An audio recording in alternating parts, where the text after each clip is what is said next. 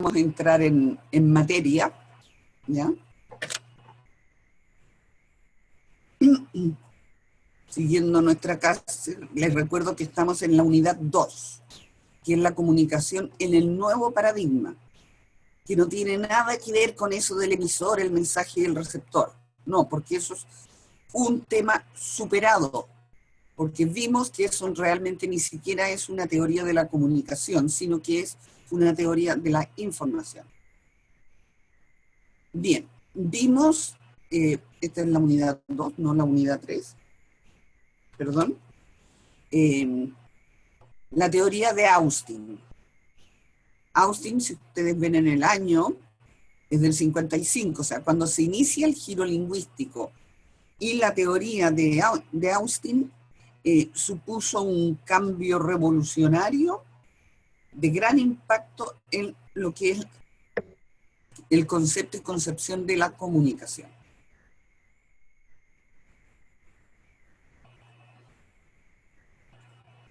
Veíamos que la concepción del lenguaje cambia radicalmente, de ser un corpus abstracto, o sea, una teoría así lógica,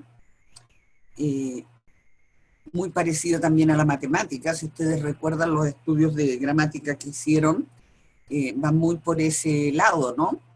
De todos esos análisis que hacíamos con llaves y flechas de aquí para allá, de allá para acá, el sujeto, el predicado que puede tener complementos directos, complementos indirectos, complementos circunstanciales, y estos pueden ser de tiempo, de lugar, de modo, etcétera, etcétera. Las frases pueden ser activa, pasiva. Nos podemos enredar en muchas clasificaciones al respecto. Pero bueno, eso es un estudio del lenguaje como un cuerpo abstracto desde un punto de vista lógico, ¿ya? Pero para los efectos de la comunicación no sirve. Por lo tanto, Austin cambia esta concepción del lenguaje para considerarla una práctica humana. La comunicación es una práctica humana, algo que hacemos los seres humanos. Decíamos que por tradición el lenguaje era considerado como descripción de un hecho, y esta descripción puede ser verdadera o falsa. Pero dice Austin que esto es una falacia descriptiva, ¿ya? Es una falsedad.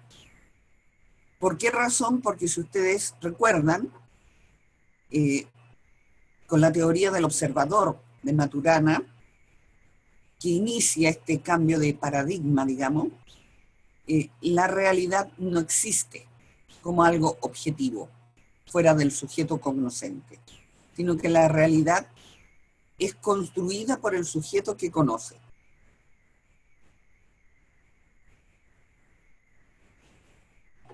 Bien, un elemento muy importante de la teoría de Austin es la necesidad de distinguir las consecuencias de las palabras, porque por eso dice, las palabras hacen cosas, y lo que hacen son las consecuencias de las palabras. Y estos hechos de las palabras están vinculados con actividades sociales más amplias, veíamos, ¿no? Tan amplias como pueden ser la cultura. Hay muchos conceptos que hoy en día, vinculados a lo que es la familia,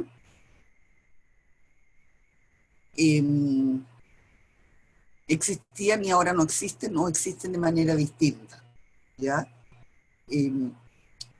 Por ejemplo, la palabra guacho era una palabra muy descalificadora, pero que construía a los niños nacidos fuera del matrimonio como bastante indeseables, ¿ya? Como ciudadanos dignos de censura, los niños. Hoy en día, con la cantidad de niños que nacen fuera del matrimonio, que ya están más o menos en la mitad, en el 50% o 52% por ahí, no he visto las últimas estadísticas, ya esa palabra ha perdido ese significado peyorativo a nivel de la cultura. Hubo un tiempo que se usaba eh, como incluso un nominativo cariñoso. Oye, guachito, ¿por qué no me haces esto? Oye, guachita, ¿ya? Eh, Perdiendo el significado original. Las palabras son entes vivos que nacen, tienen como su moda y después se pierden por desuso. Hay muchas palabras, por ejemplo, ahora nadie se enferma de melancolía, ¿ya? No sé si en Chiloé todavía el trauco tiene la realidad que tuvo en su entonces, ¿no? Que era ser con algunos rasgos humanos, pero con rasgos de distintos animales, que era el que embarazaba a las mujeres que osaban meterse solas en el bosque.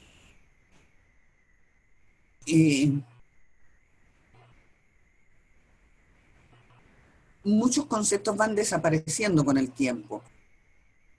Un concepto, por ejemplo, que ha desaparecido es el nimbo, ¿ya? ¿Alguien recuerda lo que era el nimbo?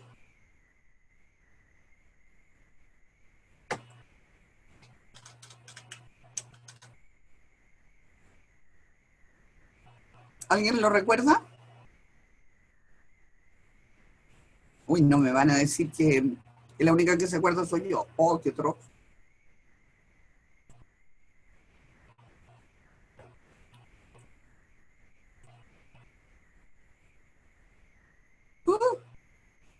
Leila no, Elizabeth tampoco. ¿Y los demás? Lorena tampoco. ¿Eh? Carla tampoco. Curioso, ¿eh? Nadie lo recuerda. Bueno, el nimbo era eh, otra instancia, además del infierno, el paraíso y el purgatorio, estaba el nimbo. Y al nimbo iban los bebés que no habían sido bautizados. Ahora ha desaparecido el nimbo, pero no sé qué pasa en la iglesia con los bebés que no han sido bautizados.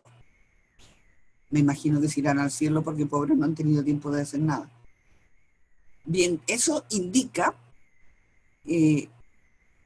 cómo cambian las palabras con el devenir de la historia y el cambio de las instituciones también, ¿no?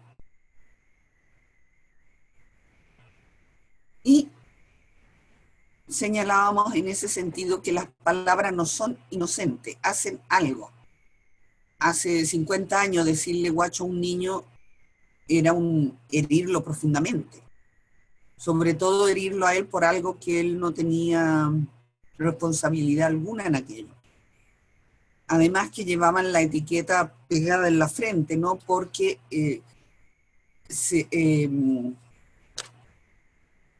llevaban el apellido de la madre repetido, el primer apellido de la madre repetido, con lo cual pues, era evidente quién era un guacho y quién no. Bien, dentro de lo que hacen las cosas, vamos a hacer un repaso somero.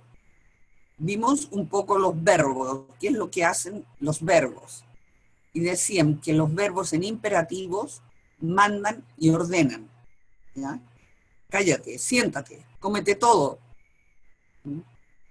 acuéstate, lávate los dientes, etc. Los verbos condicionales no se compromete, sino que condiciona algo a,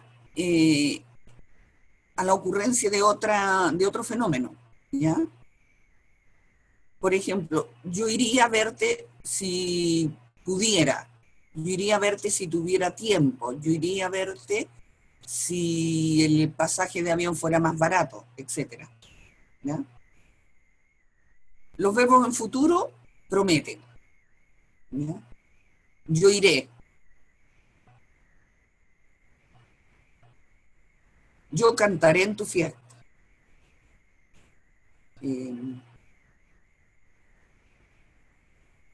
Yo estudiaré.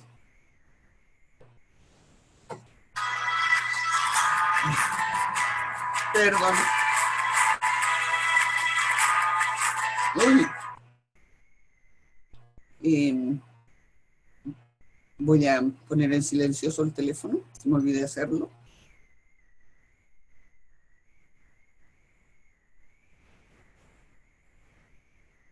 Y los verbos en voz pasiva, decíamos que esto de se rompió una taza mientras lavaba la loza, ocultan el agente, ocultan quién lo hizo, porque la taza no se suicidó, sino que yo quebré la taza mientras lavaba la loza. Pero se oculta el agente.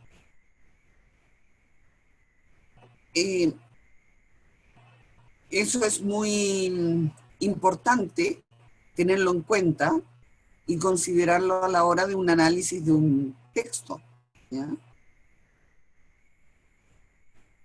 Porque, por ejemplo, los verbos en futuro es una manera de tirar los problemas y las cosas hacia el futuro, ¿ya?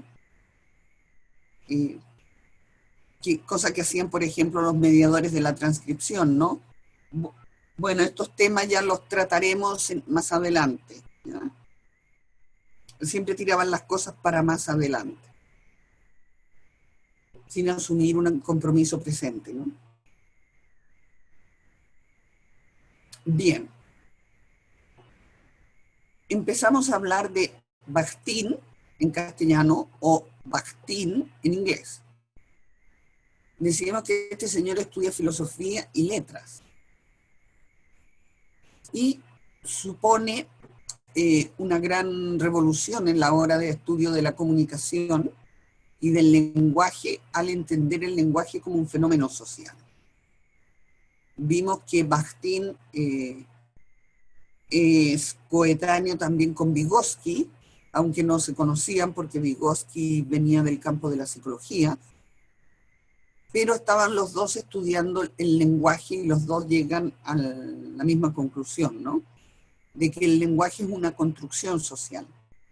Tenemos así, por ejemplo, toda la mitología chilota corresponde a una época en que la isla estaba muy separada de la vida del continente y de una educación formal. Entonces, todos los fenómenos humanos les daban una interpretación en forma de mitología, ¿no? Tenían el basilisco, por ejemplo, que era también un animal raro, era una especie de serpiente con otras mezclas, que vivía debajo de los suelos y que por la noche salía y le chupaba la sangre, la saliva a la gente. Y con eso la gente se enfermaba mucho. La gente empezaba a toser, después escupía sangre, se empezaba a adelgazar y cada vez tosía más y escupía más sangre. Esos síntomas, ¿a qué lo asocian a ustedes?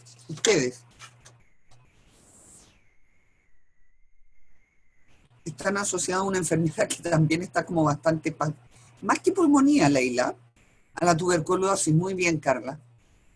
A la tuberculosis, pero en ese tiempo, piensen ustedes, no habían hospitales ni médicos en Chiloé, y era una época que había bastante tuberculosis, y el basilisco enfermaba a las personas, y como vivía ahí con la casa, iba enfermando a todos los miembros de la familia. Bueno, corresponde eso a un fenómeno social, el cuento del basilisco, ¿no? Y vinculado a los contextos más amplios que dice Bakhtin, que eran las condiciones culturales, socioeconómicas y de salud de la isla, ¿ya?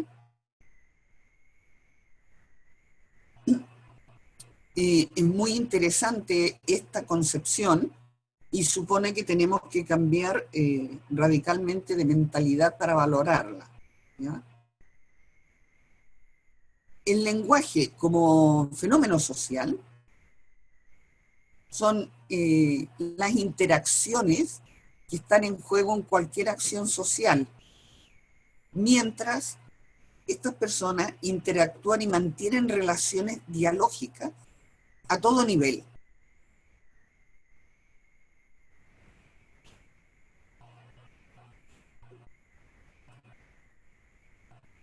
Entonces, la condición humana no es algo que venga determinado por esos atributos internos que decía la ciencia clásica, ni por la personalidad, ni por el carácter, ni por los genes.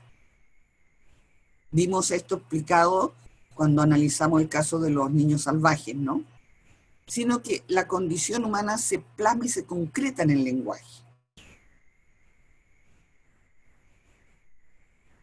que se hace evidente en la interacción.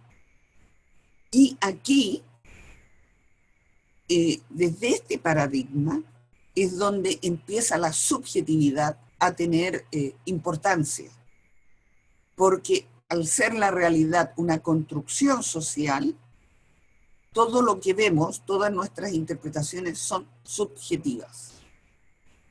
Entonces, el diálogo es un tema de una interacción intersubjetiva entre la subjetividad de uno y la subjetividad de otro. El yo se hace desde este paradigma sinónimo de subjetividad y es lo que se llama self, ¿ya? La subjetividad. Sería otra de las definiciones del yo. Y desde este punto de vista, el ser humano, lo que nosotros estamos siendo en estos momentos,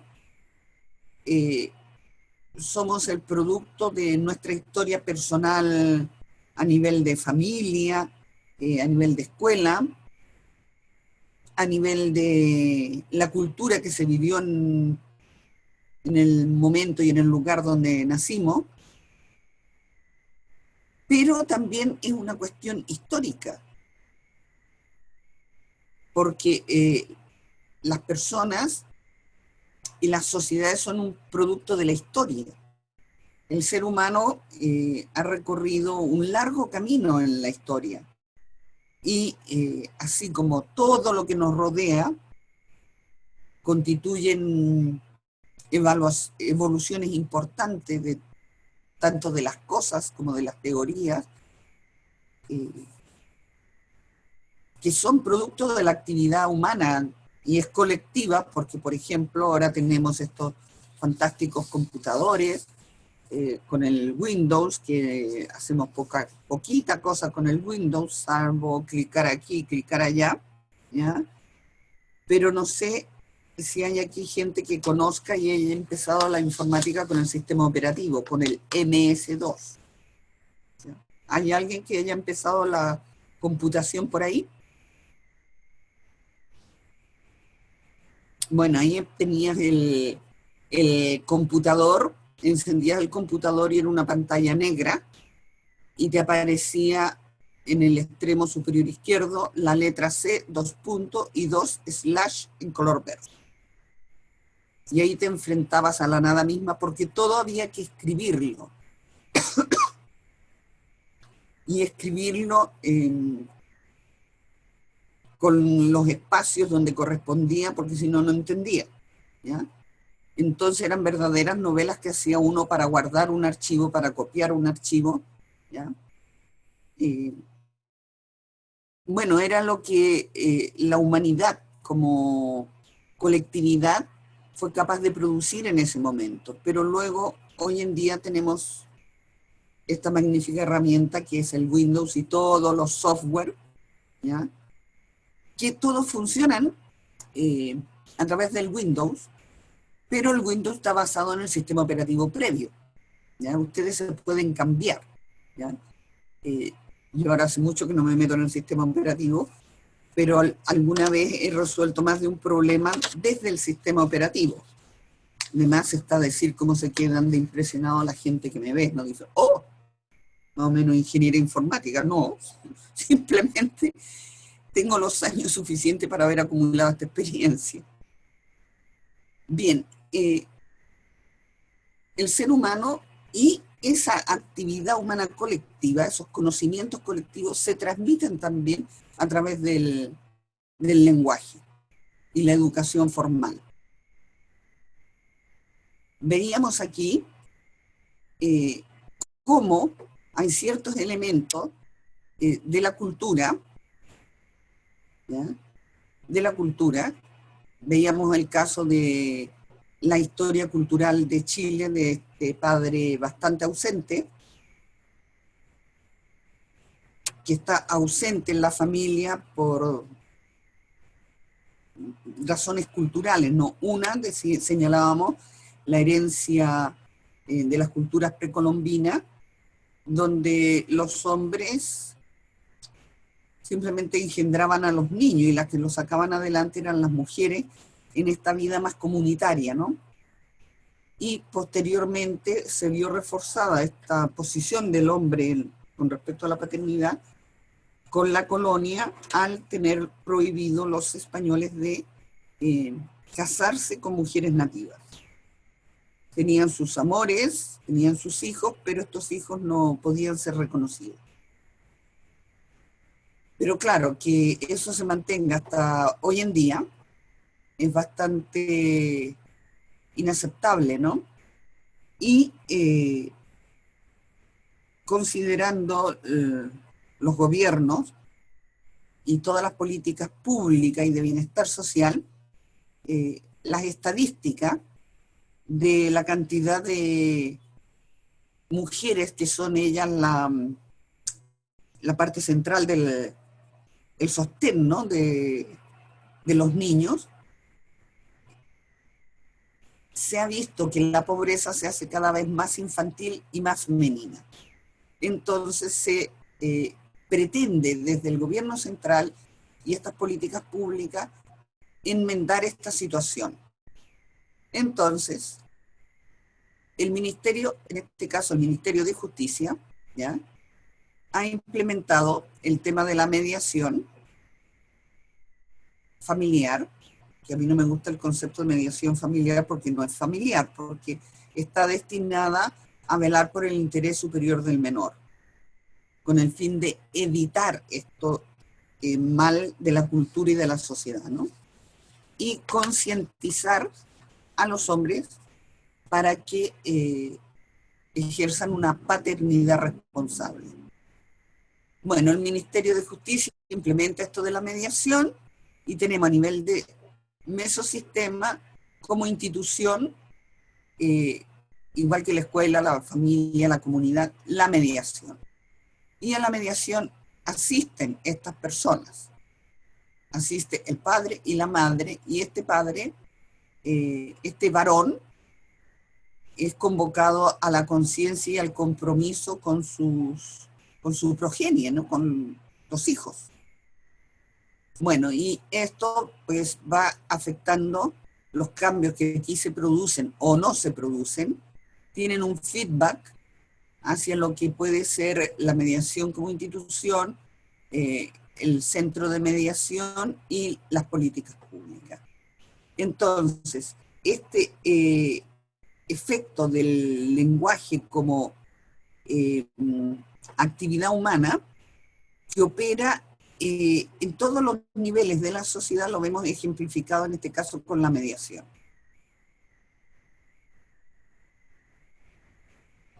El lenguaje, decíamos que es central a la actividad humana y al ser humano, porque no solamente vivimos en el lenguaje, sino que el lenguaje nos construye. Y poníamos como ejemplo esto de que vivimos en la mente de los demás, porque si nadie piensa en nosotros, si nadie se acuerda de nosotros, no existimos, ¿ya? Dice Bakhtin que sin el lenguaje no hay nada, ni siquiera conciencia o sensación, porque tanto la conciencia, los estados de conciencia, como las diferentes sensaciones son expresadas por medio del lenguaje. Tenemos, por ejemplo, la sensación de color, las mujeres hablamos mucho más de los colores y tenemos una gran gama de palabras para describir los colores. Y es una diferencia de género tremenda, ¿no? Porque los hombres distinguen pocos colores. Si uno le presenta, por ejemplo, un verde agua, pueden decir que es celeste, por ejemplo, ¿ya? O simplemente dicen verde, ¿ya? Porque verde es tanto el verde agua como puede ser el verde botella, como puede ser el verde oliva, ¿ya? Todo tiene menos palabras para estas sensaciones. Y si entramos en un lugar y hay un olor especial, hacemos ruido con la nariz, decimos, hay un olor a, y buscamos el nombre para ese olor. Y si no decimos, hay un olor como a, establecemos un símil. Porque si no sabemos expresarlo, esa sensación como que ni siquiera existiría. Y decíamos que así como el pez vive en el agua, las personas vivimos en el lenguaje. Este dibujo lo tienen cuando hablamos en la primera unidad del construccionismo social.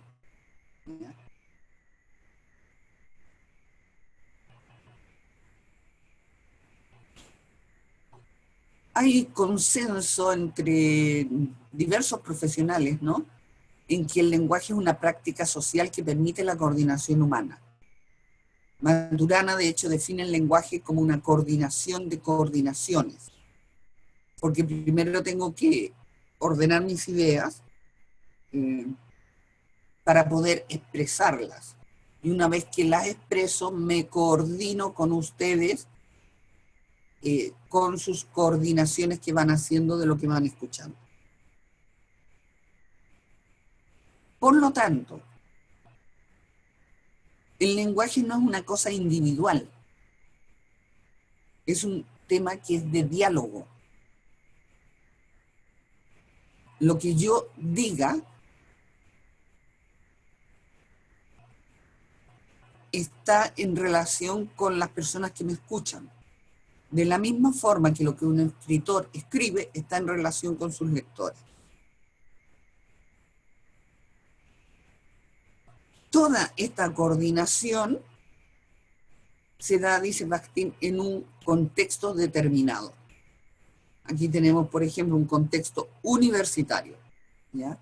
Concretamente una formación de tercer grado que es un magíster.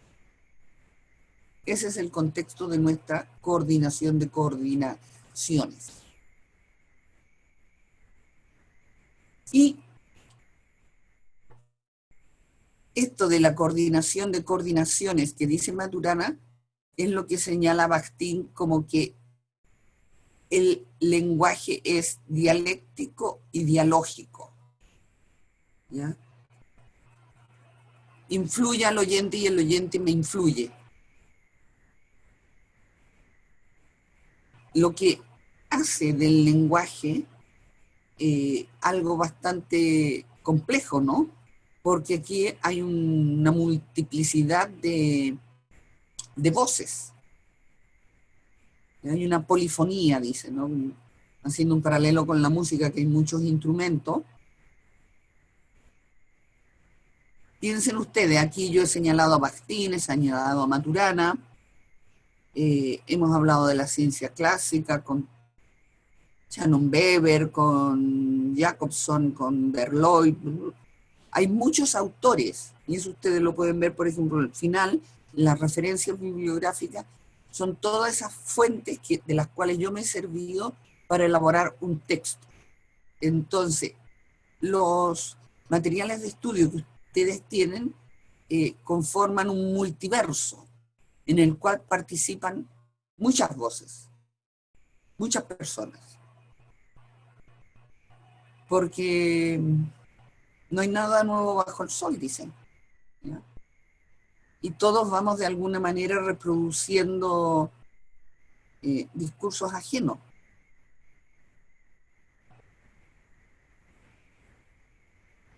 Bien. Hicimos este ejercicio, ¿no?, de la valoración emocional de las palabras. La infancia, por ejemplo, la infancia es un concepto que es bastante nuevo, antes no existía la infancia, ¿ya? Y los niños eran algo así como el perrito y el gato, dormían con ellos de hecho, y ni siquiera los hijos de reyes eh, vivían más acomodados, pero en contacto con la servidumbre más que con los padres. Los padres los veían 5 minutos, 10 minutos, ¿ya? Y sometidos a toda la concepción que había de la infancia. Se dice, por ejemplo, que Luis XIV lo bañaron la primera vez cuando tenía como 5 años. Y se consideraba que la orina fortalecía las piernas. Entonces no importaba que los niños se mearan, incluso era deseable porque así iban a tener las piernas más fuertes. Piensen ustedes, eh, el pederasta debe ser una palabra bastante nueva también, porque antes no existía este delito del abuso infantil. Hay una cosa como bastante curiosa, ¿no? En la literatura sudamericana, eh, tenemos unos libros importantes, eh, El amor en los tiempos del cólera de García Márquez, hablan de la relación del protagonista con su pupila, que era una adolescente, era una menor de edad, ¿ya? Y la describen con lujo y detalle. Después tenemos Vargas Llosa con el elogio de la madrastra, con este niño que seduce a la madrastra. Entonces, ahí hay esta concepción todavía de que de cuando estos temas no eran legalmente sancionados, sino que eran un fenómeno que se daba, ¿ya? Incluso aquí se construye en el elogio de la madrastra como culpa del niño, que es el que seduce a la madrastra. No recuerdo qué otra novela hay, pero me parece, hay otra novela que en estos momentos no recuerdo cuál, que habla de una relación adulto-niño abusiva, ¿ya? Veíamos que la familia también, se habla de la familia normalmente desde el ideal normativo, o sea, una familia de papá, la mamá y los niñitos que están felices, pero no se habla de las realidades de las familias. Entonces, Bakhtin hace, para Bakhtin no hay, y el construccionismo social, las palabras no son, las emociones no son estas entidades aparte, sino que hay palabras emocionales, como por ejemplo decir cariño, simpatía, odio, están revelando una cualidad de la relación. Y ponen en evidencia de que toda palabra está cargada emocionalmente. Y está cargada emocionalmente, veíamos en la clase pasada, por la experiencia, ¿no? Hay alguien que valoraba al padre con un 7 y otra con un 1 porque fue un padre ausente, ¿ya? Depende de la experiencia personalísima, como también de la experiencia del lugar y de la época. El abuso sexual de las niñas, por ejemplo, es algo que desgraciadamente todavía se da mucho en el campo en Chile. Y las mujeres lo construyen como parte de la maldición de ser mujeres, ¿ya? No se construye como un delito. Conforme se va difundiendo y se va penalizando esto, se va acotando esto como una conducta ilícita. Bien, hasta aquí llegamos con este somero resumen de lo visto y vamos a entrar a otro tema que tiene que ver con el enunciado. ¿Quién recuerda lo que es una frase? ¿Qué le enseñaron en la escuela? ¿Qué es una frase?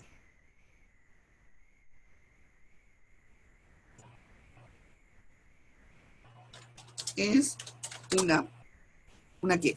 Uy, qué bien estoy para escribir. Es que la luz me da en otro sitio aquí. ¿Qué es una frase? ¿Nadie se acuerda? No puede ser. Tenemos que ir a la escuela de nuevo.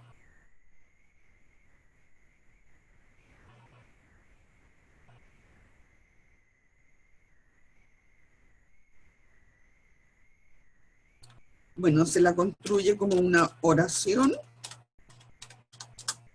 ¡Ay! Perdón. No es un conjunto de palabras, porque un conjunto de palabras puede ser mesa, silla, libro, anteojo, pero en este caso es una oración con sujeto y predicado. ¿Y qué le da esto? Ese es un análisis que se hace de la oración, ¿no? En sujeto y predicado. Es una oración con, podemos hacer una frase, por ejemplo, el director, ¿sería una frase?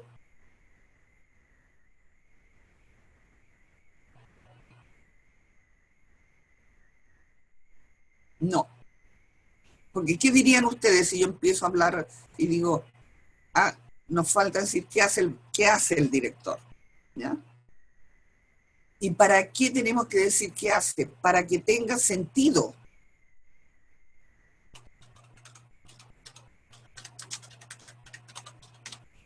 Bueno, esto me enseñaron a mí en la escuela, que era una frase. Una oración con sentido completo. Entonces una frase podría ser, el director de la escuela habla con los padres.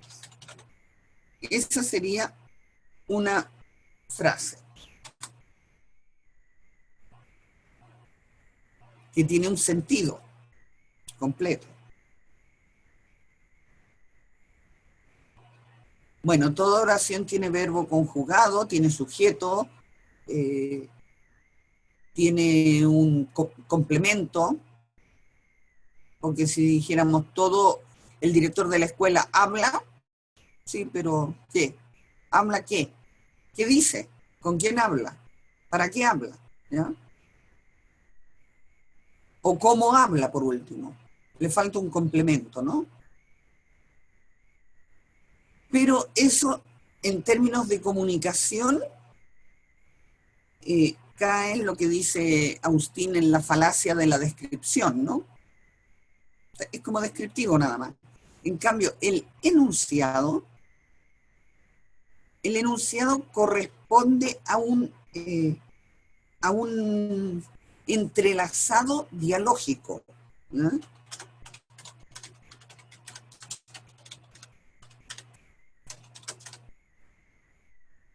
En el cual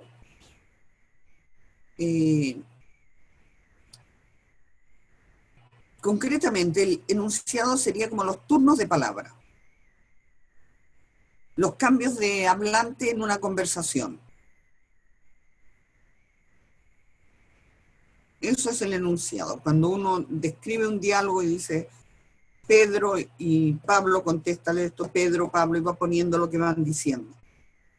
Eso es el enunciado, lo que dice cada persona, pero en el diálogo.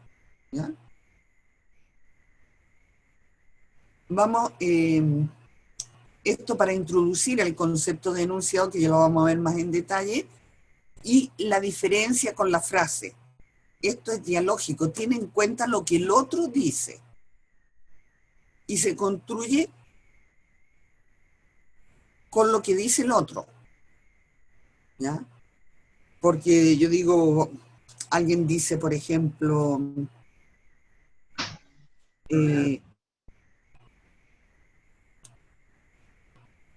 se me apareció un espíritu cuando venía por la calle, y sale una persona y me dice, no me vas a decir tú que crees en esas tonterías. Bueno, ahí estamos construyendo el diálogo. Yo afirmo que se me apareció un espíritu y el otro me dice que eso es una tontería. lo cual me afecta lo que yo digo y no termino de contar mi aparición porque el otro ya la ha calificado de tontería. Entonces, hay un efecto recíproco en lo que dice una persona y en la continuación del diálogo con los enunciados. Entonces, la comunicación se nos revela desde este paradigma como algo bastante dinámico, complejo y no determinado por la persona, sino que está determinado por algo que ocurre entre las personas, entre, ¿ya? La relación que hay. O sea, puede ser, por ejemplo, que yo esa frase la diga delante de una persona que yo no sé qué profesión tiene y después me entero de que es físico, entonces claro, le parecerá una tontería que yo diga que se me apareció un espíritu. O igual no, el físico cuántico dirá que es posible, ¿ya? Pero lo que ocurre entre es lo que va determinando lo que uno va diciendo. Ya lo veremos más en detalle con un ejemplo. Aquí tenemos un dibujito, ¿ya? Dos personas que están aquí interactuando, ¿ya? Entonces, cada color representa el discurso de una persona y en este solapamiento es donde se genera la comunicación. Pero en esta comunicación hay elementos de la persona rosa y de la persona amarilla. Hay un compartir significado, que lo vamos a ver.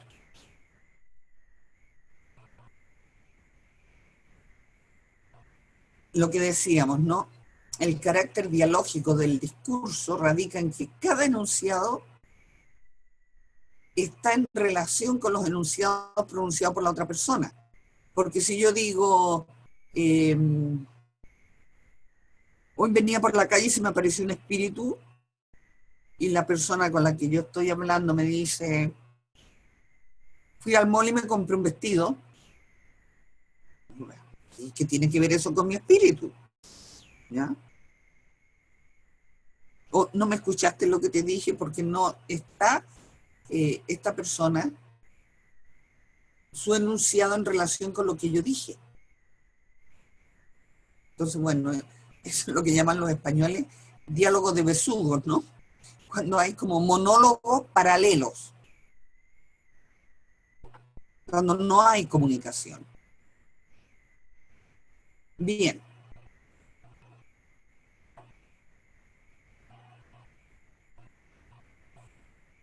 Es así como el discurso, el discurso viene a ser lo que se dice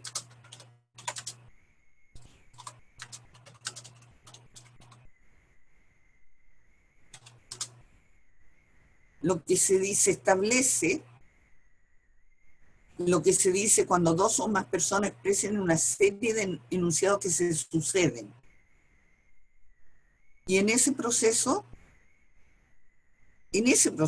se define la conciencia propia y la del otro. Vamos a ver qué tiene que ver esto con la conciencia propia y del otro.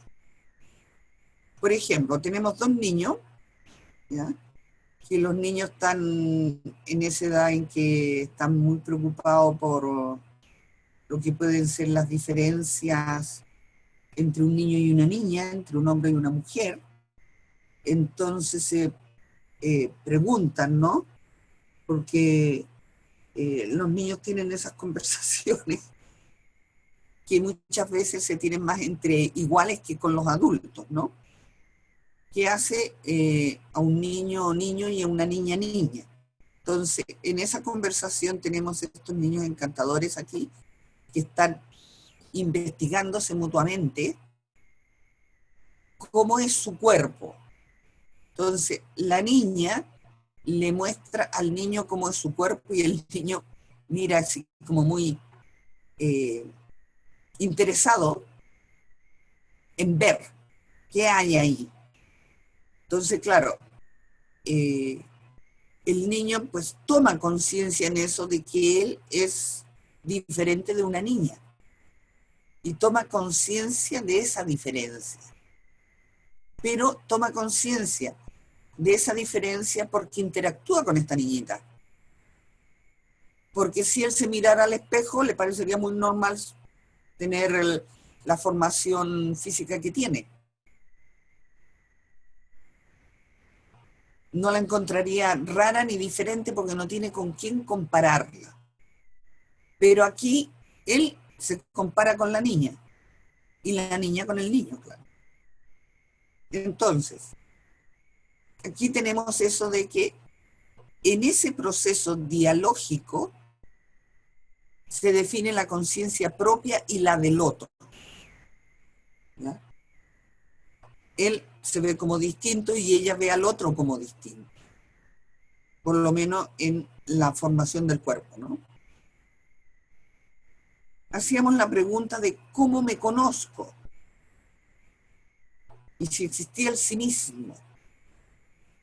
Bueno, esto del sí mismo tiene que ver mucho con lo que es el, el individualismo y el individualismo metodológico, ¿no? El sí mismo se define como, ¿cómo se define el sí mismo?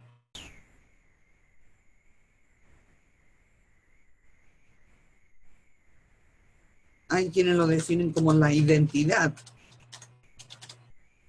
¿ya?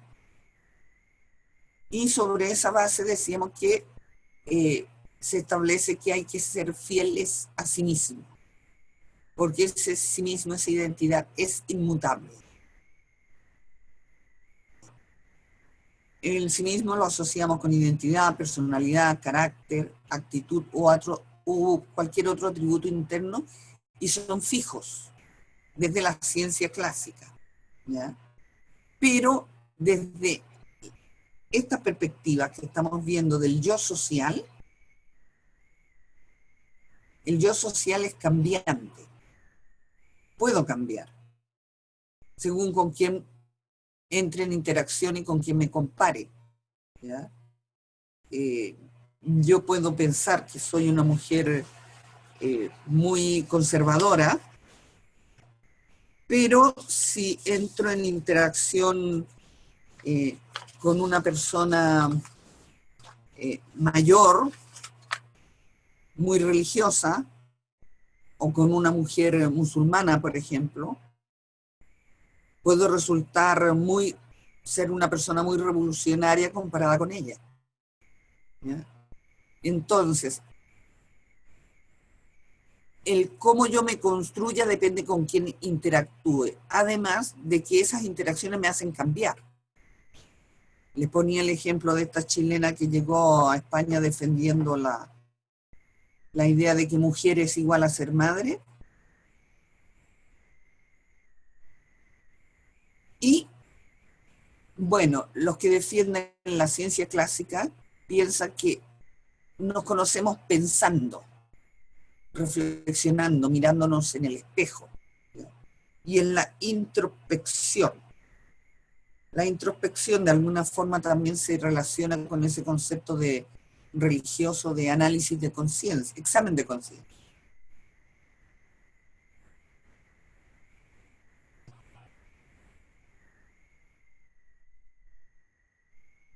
Pero todas esas cosas internas que creemos que son internas, ¿no?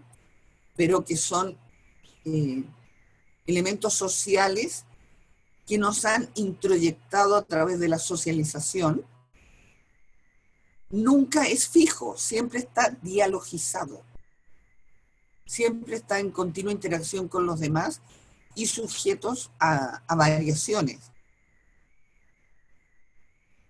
Por lo tanto, las vivencias internas eh, se ubican en la frontera. Les recuerdo que cuando vimos el construccionismo social, vimos que el ser humano es un ser de fronteras.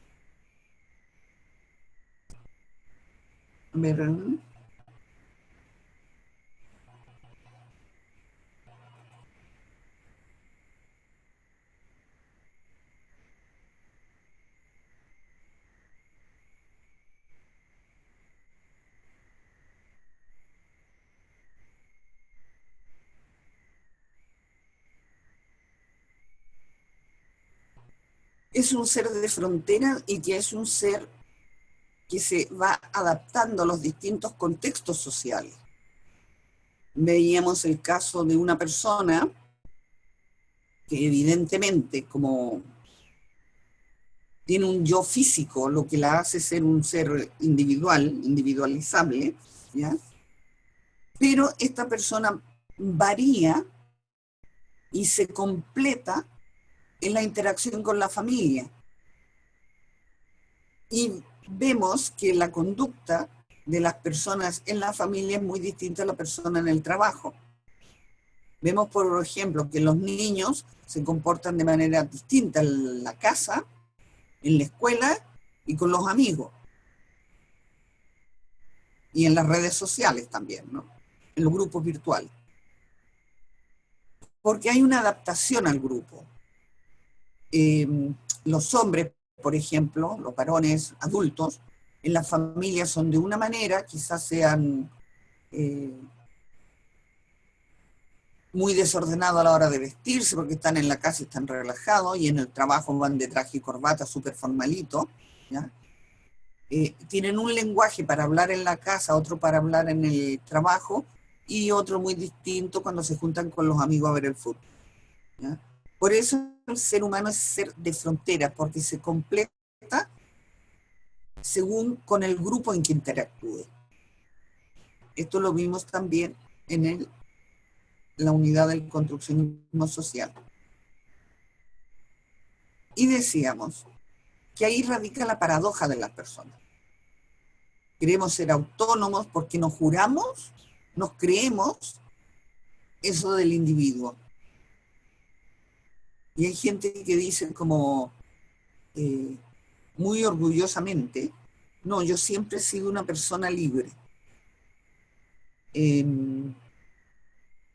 Gente casada con hijos, ¿no? Que yo he visto señores, por ejemplo, que tienen un dinero y se compran una parcela en la montaña y resulta que la esposa se habría comprado una casa en la playa. Y él argumenta con orgulloso de su logro, el que siempre ha sido una persona independiente, dice, libre, ¿ya?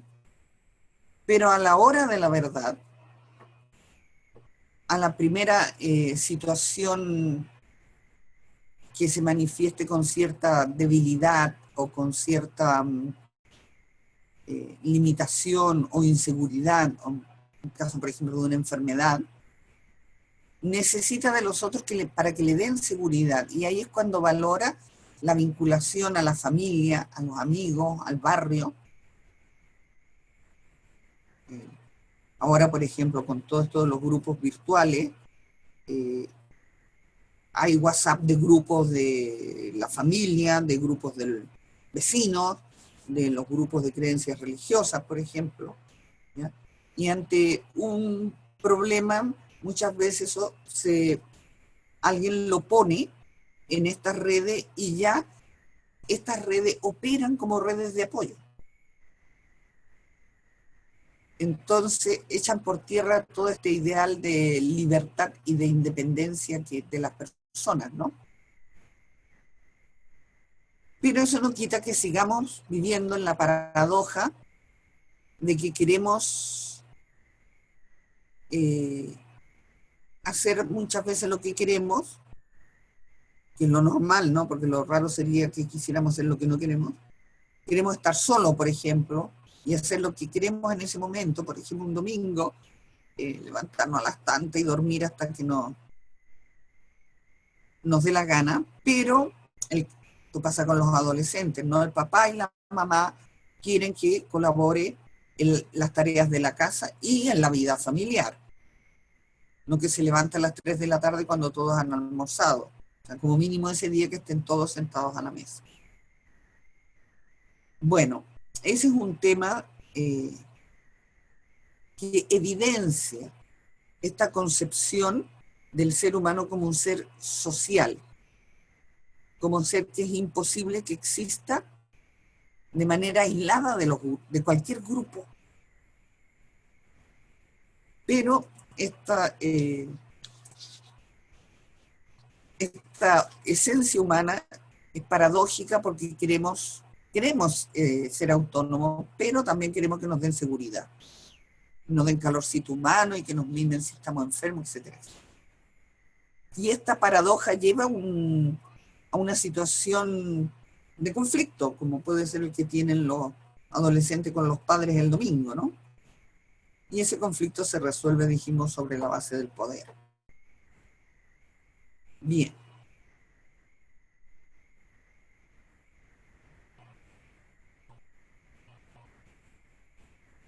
Bakhtin dice, ser significa comunicarse.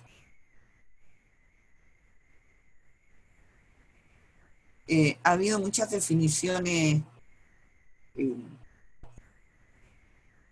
más actuales, ¿no?, de lo que es el ser. Yergin dice, me relaciono, luego existo. Por su parte, Damasio, el neurocientista que reivindica las emociones, dice, siento, luego existo.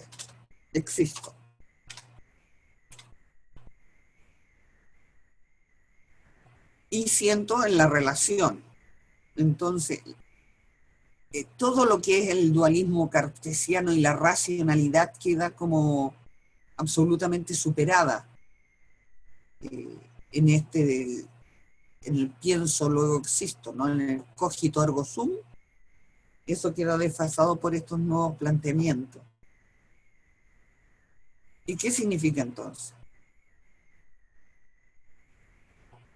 Yo me conozco y llego a ser yo mismo solo al manifestarme para el otro, a través del otro y con la ayuda del otro. ¿Ya?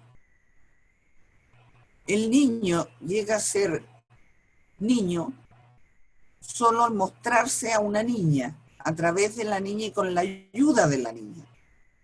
Porque si no, él no se sentiría como un ser distinto y que esa diferencia radica en su género y en su constitución física.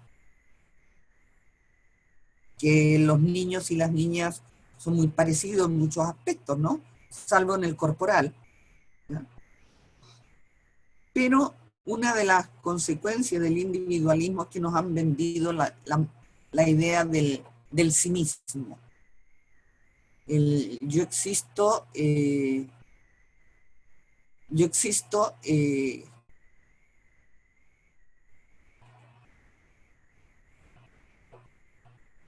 con esta realidad interior. Y nos encontramos miles de cosas presentes en la cultura que están hablando de este concepto. De estas cosas que salen por ahí, que las postean en Facebook o las mandan de repente por WhatsApp o hay páginas llenas de estas cosas, ¿no? Yo conozco muy bien mi propia historia. Por lo tanto, soy la única que puedo juzgarme, criticarme y aplaudirme cuando yo quiera. O sea, lo demás, como dicen los jóvenes ahora, valen hongo. ¿Ya? No existen, todo lo tengo dentro de mí y por lo tanto yo. ¿Ya? Otra, nunca dejes de soñar ni ser tú mismo por los demás. O sea, aquí se vivencia la concepción de la influencia del otro como negativa. Es el otro el que te destroza los sueños y te impide ser tú mismo. Y eso es algo que está muy presente en nuestra cultura. Yo no sé si ustedes lo han visto en mediación, pero ahí está.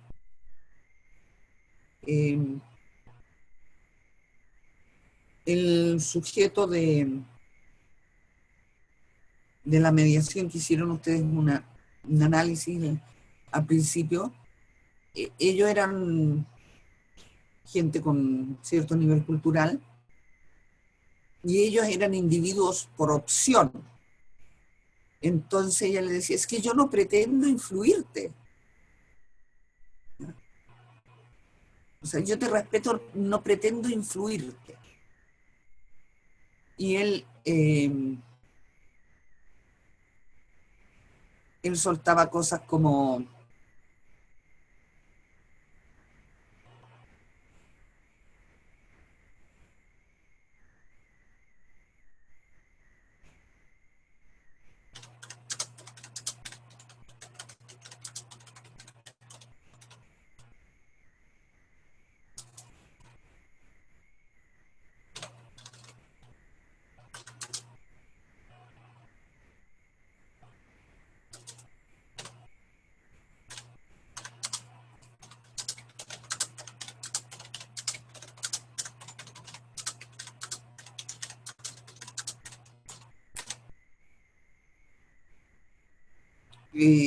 esto fue parte de un diálogo que me llamó muchísimo la atención, por eso me acuerdo tan claramente, ¿ya?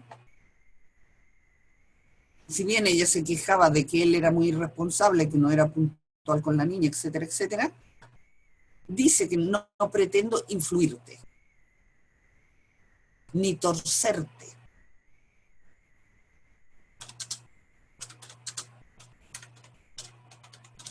O sea, él iba por un camino y ella decía que no quería que fuera por otro, pero lo estaba demandando, le estaba pidiendo. Y él le dice esto, es que no hay que crear al otro del otro, ¿ya? Se lo establece como una orden. ¿Y el otro del otro quién es?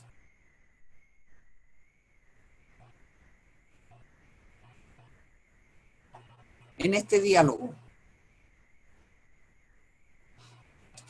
¿Qué es lo que le está diciendo en el fondo?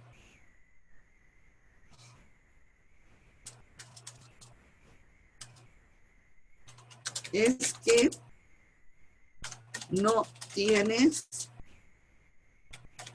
que crear a quién.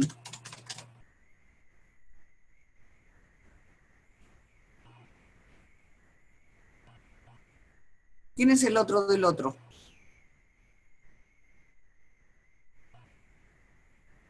No interpretes, no interpretes, lee, escucha lo que dice. Exactamente. Muy bien, Carla. Es que no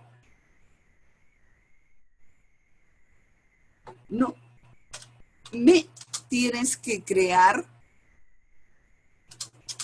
vamos a poner en una redundancia, pero para que se entienda mal, lo pongo aquí entre paréntesis. Es que no me tienes que crear a mí. ¿Ya?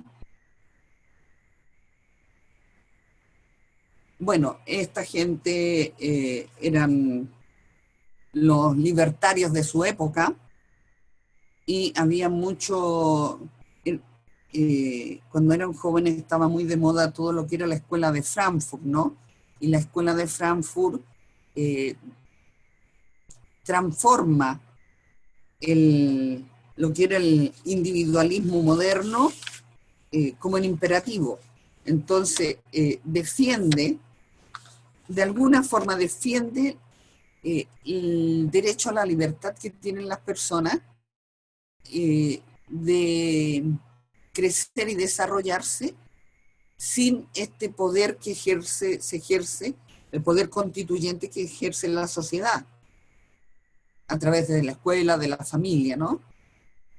Entonces defienden un individualismo muy particular, que ellos lo asumen, por eso hacen estas declaraciones, ¿no? Pero están presas de estos planteamientos en el conflicto, porque él al ser tan libertario y querer relacionarse con su hija libremente cuando le venga bien, ¿ya? Está avasallando, invadiendo los espacios ajenos y sobre todo no teniendo en cuenta a su hija, ¿ya? Y él, al ser, defender tan a ultranza esto de que no me crees, no me limites, no me influyas, no me restrinjas, él mismo se está sometiendo a una soledad que le duele, porque a él le duele su situación, pero no es consciente que él va construyendo este tipo de relaciones. O sea, entra en relación, pero no entra en relación. ¿No? Hay mucha gente así, ¿eh? ¿O no? ¿Qué les parece a ustedes?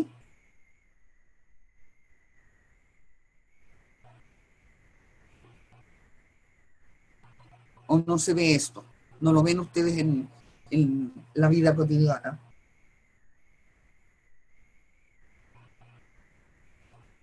Y,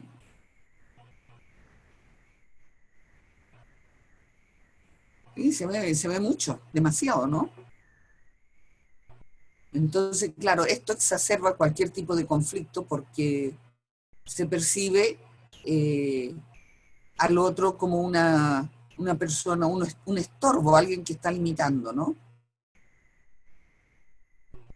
Pero claro, el ser humano es así, el otro nos limita. A ver, si yo tengo una amiga, tengo que tener en cuenta a mi amiga. Y un día tengo que dejar de hacer algo para verla a ella, porque si no se olvidará de mí y dejará de ser mi amiga. O si ella tiene una necesidad, tendré que postergar algo muy importante para mí para atenderla, porque si no, no hay amistad. Bien, afortunadamente también se ven este tipo de cosas, ¿no? Cambiar tu forma de pensar no significa que has fracasado, sino que has evolucionado. Bueno, no todo cambio es, o no toda evolución es hacia más, ¿ya? Hay personas que han tenido un fracaso emocional, han tenido una pareja, esta pareja se ha roto y no quieren saber más en la vida de pareja. Hay mujeres que no quieren saber más de hombres y hay hombres que no quieren saber nunca más de tener una pareja estable. Entonces se contentan con encuentros, como dice Bauman, ¿no? No todo cambio es para bien. Y en ese sentido hay mucho desencanto en las personas. Y sobre todo si van culpando de los males al otro, eh, a mí es una obra de teatro mexicana que me habría gustado verla, pero no tuve tiempo para verla, que decía, todos los hombres son iguales, pero no hay de otros. Ese era el título, ¿no? Entonces, eh, invitan a aceptar al hombre con sus limitaciones, pero también se puede aplicar a las mujeres, o sea, todas las mujeres son iguales, pero no hay de otros, de otras, no hay de otros tipos, ¿ya? Más que refugiarse en el club de Toby, ¿no? ¿Se acuerdan de Toby, que el niño este que siempre estaba en el club de los niños, que no se, con el gran letrero no se admiten mujeres? Bueno, no todos los cambios son para bien.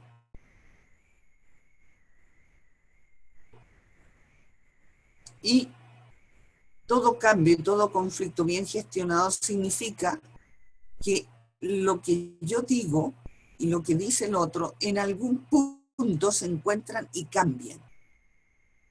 Y aquí es donde empieza a existir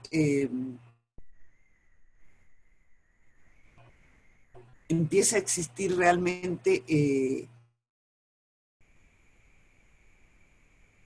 la persona, ¿no?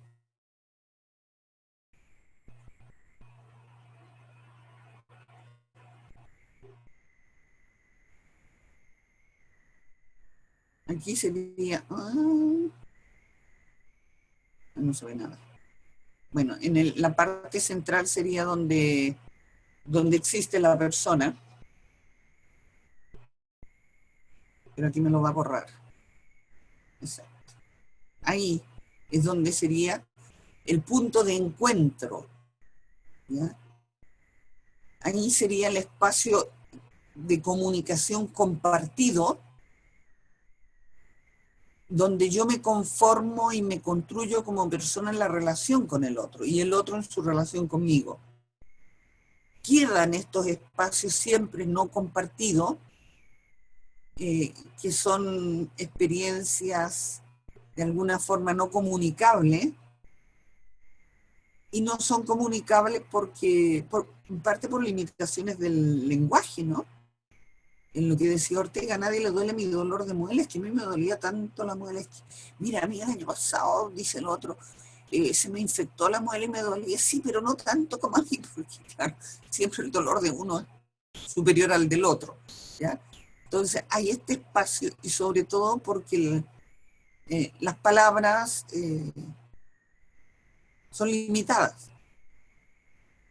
Entonces queda esta cosa de los espacios no comunicables. Pero el encuentro de las personas siempre sea en el lenguaje, en la interacción y en ese espacio, en el entre.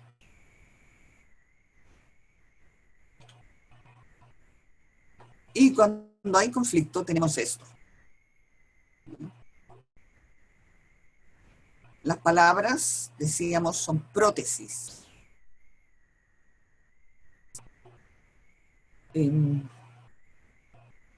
Hay un poeta que dice, la poesía es un arma cargada de futuro, ¿ya? Pero la poesía, la palabra también puede ser un mazo con el cual le doy un golpe a alguien.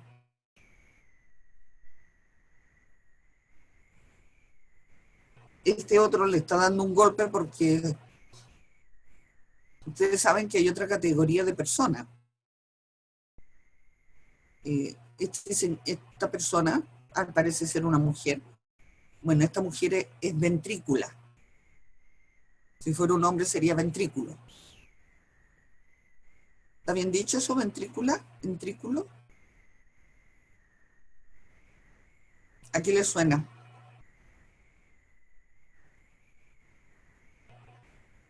Es un juego de palabras. ¿Han visto las personas que usan estos muñecos y el muñeco habla?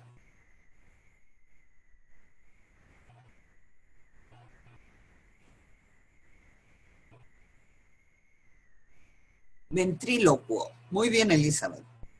Pero se les dice ventrículos porque hablan a través de cierta parte de la anatomía, por eso dan la espalda. Es chistoso, pero hay gente que en determinadas circunstancias se ponen ventrículas, ¿ya? Hablan dando la espalda, lo cual ya es un masazo, ¿ya? Bien, pero en una comunicación normal, o sea, ideal, que no existe, por supuesto, es que yo hablo utilizando el lenguaje del otro. Entonces, y todos sonríen, ¿no? Esto lo he explicado yo muchas veces en conflictos interculturales. Dicen, no, es que esta persona está en mi país y tiene que hablar mi idioma. Digo, bueno, pero si tú hablas el idioma de la otra persona, yo creo que si realmente respetaras a la otra persona, hablarías su idioma si lo puedes hacer. Porque le es más fácil a ella entender ese idioma, que es el suyo de nacimiento, que el tuyo. Entonces, claro, si este señor fuera chino y hablara español, por ejemplo, y esta señora española, y hablara chino, ella le habla en chino a él y él le habla en español a ella. Eso sería como la comunicación ideal, ¿no? Porque están respetando el código del otro, pero no es así, ¿ya? Bien, vamos a volver a este cuento de la comunicación dialógica, de esto que se da aquí en el medio. Y al tema del enunciado. Los elementos esenciales de la comunicación dialógica, dice Bakhtin, son tres: el enunciado, el género y la actitud responsiva o escucha activa. Vamos por partes. El enunciado. Decimos, el enunciado es lo que las personas dicen en su turno de palabra, ¿no? Tiene una parte verbal expresada, que es el contenido, ¿ya?, que dota al enunciado de un cierto significado, porque si no sería ruido simplemente. Lo otro que hemos analizado como axioma de la comunicación, también que se habla mucho de lo extraverbal o analógico, que hace comprensible lo verbal y lo hace dependiente de la situación y de las condiciones y del contexto. O sea, una frase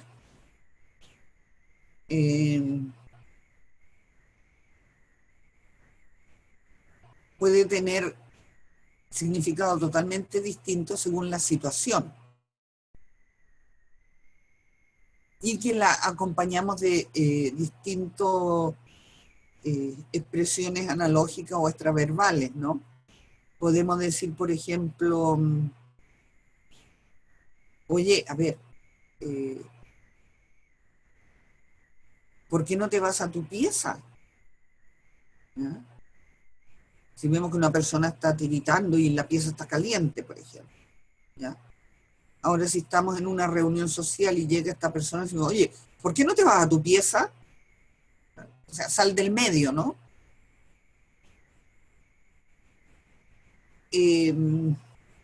La primera es una sugerencia y la segunda es una orden.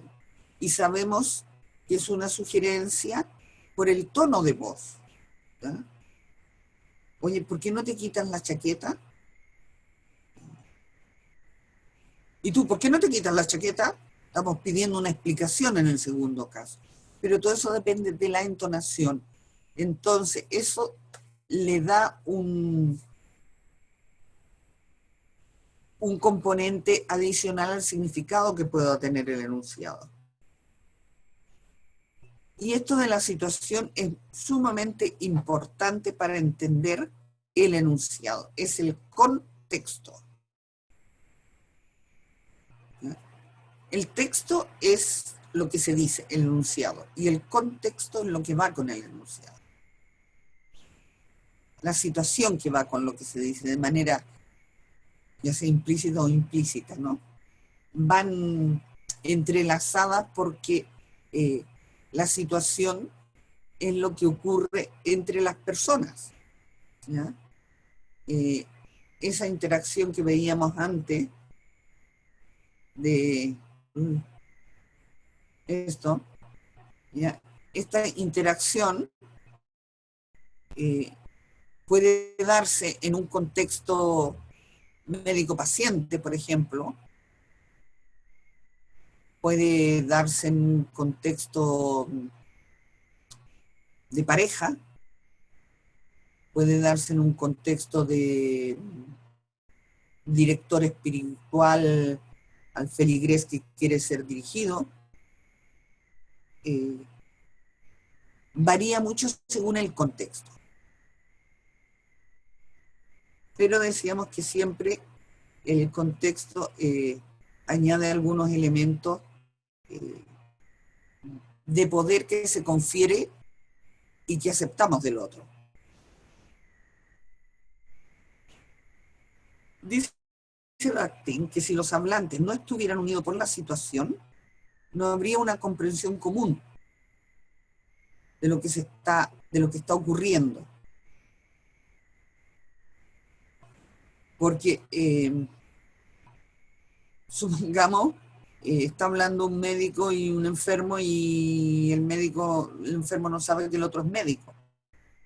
Entonces, este desconocimiento, este elemento, no establece un elemento importante de contexto a esa interacción. Por lo tanto, las explicaciones que le da el otro o sugerencias que le da le parecerían un tanto incomprensible al enfermo, ¿no? De la misma manera que al médico le resultaría muy incomprensible que el otro le diga algo si no está dispuesto a aceptar lo que le dice, ¿ya? si lo que ocurre, si el conflicto que nos cuentan no hubiera una cierta claridad mínima respecto de lo que es la mediación, no tendría ningún sentido que la gente hablara de sus conflictos, ¿ya? O lo hablarían de forma que es absolutamente incomprensible para los tres presentes. O sea, las situaciones tienen que estar como definidas, ¿no? Y a ese respecto yo, por ejemplo, la gente de repente se cabrea un poco conmigo, ¿no? Porque yo delimito mucho las situaciones, como las delimitan los médicos también, ¿no? A ver, a mí, oye, yo estoy aquí en este cóctel, no me vengas a contar tus problemas de salud. Yo creo que es mejor que veas un médico, ¿ya? O háztelo mirar por un especialista, ¿ya? A mí de repente me llega gente que quiere hablar de sus problemas psicológicos en un contexto absolutamente informal. Y sobre todo en un contexto que no tiene nada que ver, ¿ya? Entonces son interacciones que de alguna manera están viciando los espacios, ¿ya? Y como no se dan en el contexto adecuado, tampoco se acepta lo que uno diga. Entonces al final uno hace el papel un poco de un cajón donde se van tirando todos los problemas, y yo eso lo corto como bastante rápidamente, ¿no? Porque te vas cargando de problemáticas de los demás y uno tiene que velar por su higiene mental, ¿ya? No sé si lo entienden eso, porque de repente por ahí la gente se entera del oficio de uno y le empiezan a llover las consultas. Entonces, es mejor que las consultas se hagan en una situación definida. Uno dice, mira, si quieres hablamos del tema, pero en tal sitio a tal hora, ¿ya? Y se habla del tema, se orienta y se orienta hacia una otra persona, o si tú quieres seguir con ese tema, lo defines. Pero es bueno establecer esas claridades. Exacto. Yo las más de las veces no digo en qué trabajo, ¿no? Porque si no, exactamente, se hacen consultas o te van, lo que es peor, te tiran el problema pero después no quieren la sugerencia. Entonces dices, bueno, ¿por qué me estás tomando, no? Y bien, esto de los contextos es muy importante porque terminan de definir el enunciado. Es distinto, por ejemplo, la palabra fe. A ver, aquí tenemos no sé si están presentes una o dos personas que son abogadas en el curso. Eh, ¿Qué quiere decir fe para un abogado?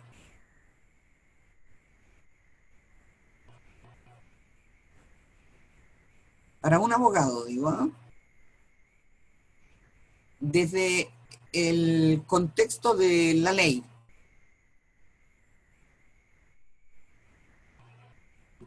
¿No hay ningún abogado presente?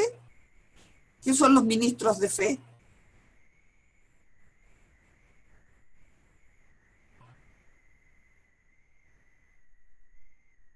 Bueno, me parece que no tenemos ningún abogado presente.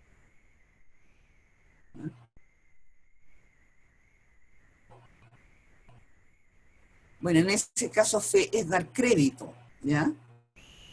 Eh, pero es distinto el concepto de fe al concepto que se puede manejar en la iglesia, por ejemplo, que alude a una creencia, a una confianza, ¿no?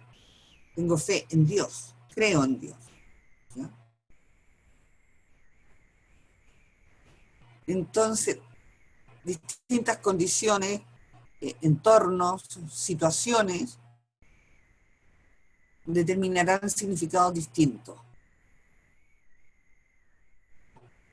A veces por el género de discurso que estamos utilizando y otras veces lo que decíamos, porque desde lo verbal o analógico estamos diciendo otra cosa.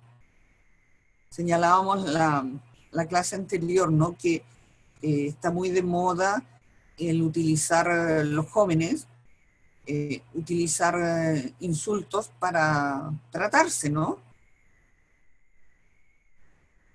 Hay muchos varones que tratan al otro como si fuera gay.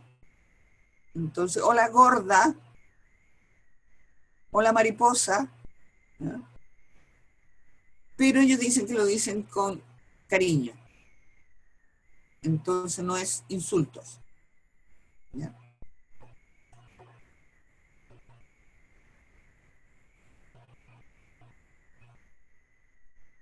Vamos a ver esto de los enunciados que los van a utilizar después para hacer análisis. Claro, se garabatean derechamente, pero con cariño. O sea, son insultos cariñosos. Un poco contradictorio, pero así lo dicen ellos. Bien. Yo no sé si ustedes se han dado cuenta, pero en este módulo, a ver qué dice Leila, un ejemplo de cómo cambian las palabras, exacto. O sea, cambian las palabras con la intención con que se dice, ¿ya? Y no sé si ustedes se han dado cuenta, pero en el primer ejercicio entraron ahí a hacer ciertos análisis y en los ejercicios que hicimos en clase, ¿no? De muchos contenidos vistos en las unidades previas, ¿no? Temas de género, el tema del poder, por ejemplo, el poder que ejercen los mediadores sobre los mediados. En el tema de la comunicación van a utilizar en la práctica todos los elementos que están estudiando en el módulo de comunicación y todo lo previo, ¿ya? El tema de la violencia, por ejemplo. Yo señalaba que la mediadora preguntaba cómo entraba en juego el poder y la violencia en esa mediación. Y los mediadores, a mi juicio, fueron muy violentos con José, porque recogen una preocupación que era fundamental para él, que era la relación, y después la niegan que la hayan recogido. O sea, encima lo dejan al otro de mentiroso. Lo que pasa que cuando ellos vieron la grabación de la sesión anterior, se dieron cuenta que se habían metido en una camisa de 11 varas para la cual no estaban preparados, que era trabajar la relación. Entonces la eliminan así simplemente y dicen que son los dos, hay dos temas a tratar, el patrimonio y los temas de la niña.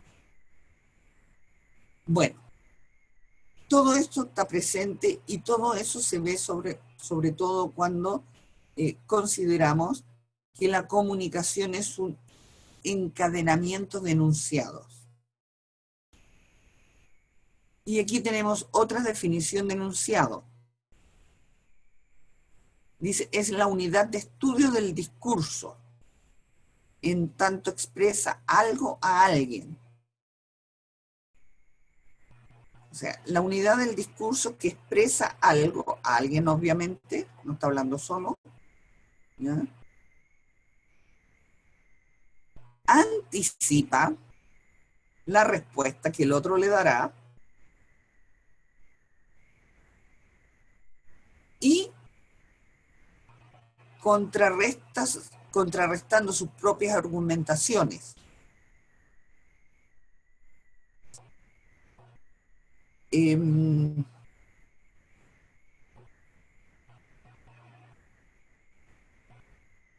Pero en la interacción falta aquí un elemento, es la unidad del estudio del discurso, en tanto contesta lo dicho, responde a lo dicho, ¿ya? Expresa algo nuevo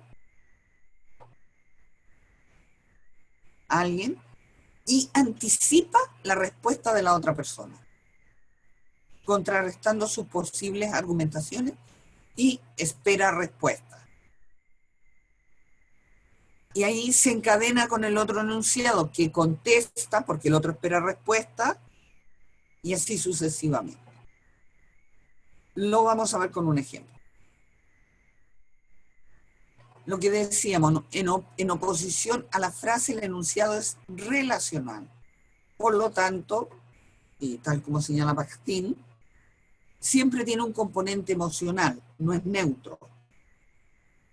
Aquí tenemos el ejemplo. Cada círculo corresponde a lo que dice el hablante, un hablante. Aquí tenemos el hablante 1, aquí el 2, aquí el 1, el 2 y el 1. Pero tenemos 1, 2, 3, 4, 5 enunciados. Es un diálogo entre una persona, que algunos han hecho el ejercicio de una persona que va a pedir aumento de sueldo. Entonces empieza a hablar, dice, quería hablar con usted acerca de mi sueldo. Hace tiempo que no es reajustado y mis ventas han ido en aumento. ¿Ya? Ella pues expresa algo, manifiesta su deseo de que le reajusten el sueldo y argumenta, por si el otro le dice por qué le voy a aumentar el sueldo, argumenta que sus ventas han ido en aumento. ¿Qué le dice la persona con quien está hablando? ¿Ya? Tiene que contestar a los dichos. Dice, efectivamente, ¿ya? Efectivamente. Con eso quiere decir, su sueldo no ha sido reajustado y sus ventas han ido en aumento. Pero usted sabe que la economía no va muy bien y que la reforma laboral ha afectado al mercado.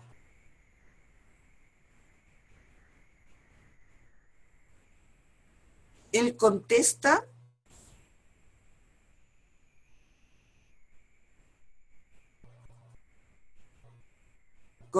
lo dicho, expresa algo, ¿no? Expresa que no se lo va a aumentar y anticipa la respuesta de la otra persona que dice, bueno, pero yo he incrementado las ventas, los ingresos de la empresa. Entonces, él prepara eso argumentando que la economía no va bien y por otra parte la reforma laboral ha afectado al mercado. O sea, le da dos argumentos para no aumentarle el sueldo, aunque ha incrementado la ventas. La otra persona contesta, puede ser que afecte, ¿ya? El que la economía no vaya bien y la reforma laboral. Pero, en lo particular, yo contribuyo a que ese efecto no incida en el departamento. ¿Ya? Ella contribuye al crecimiento de su departamento.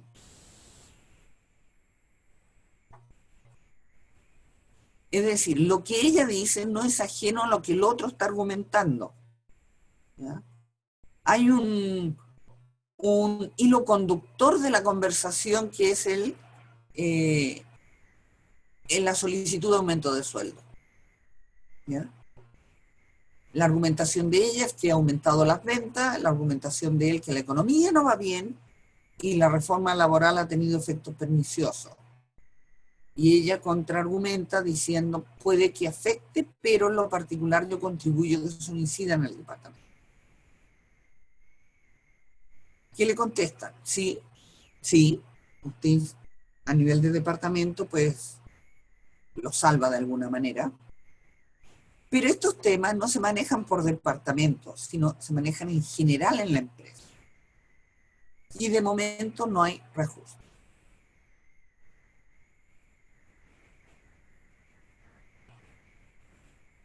No sé si les queda claro esto del enunciado.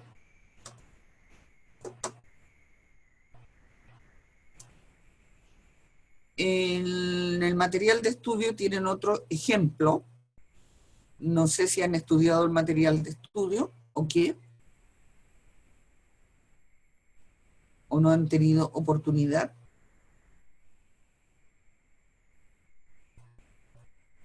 Ahí tienen otro ejemplo de los enunciados, ¿no?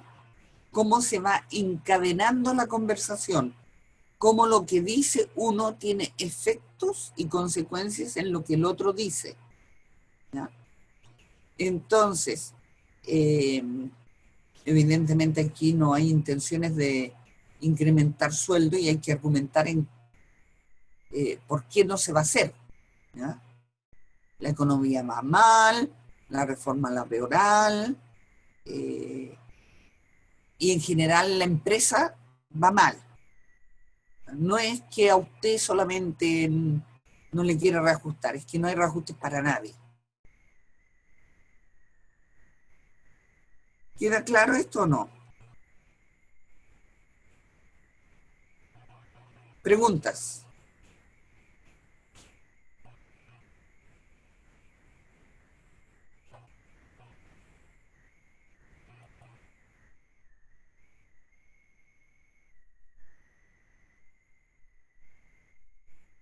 Tenemos aquí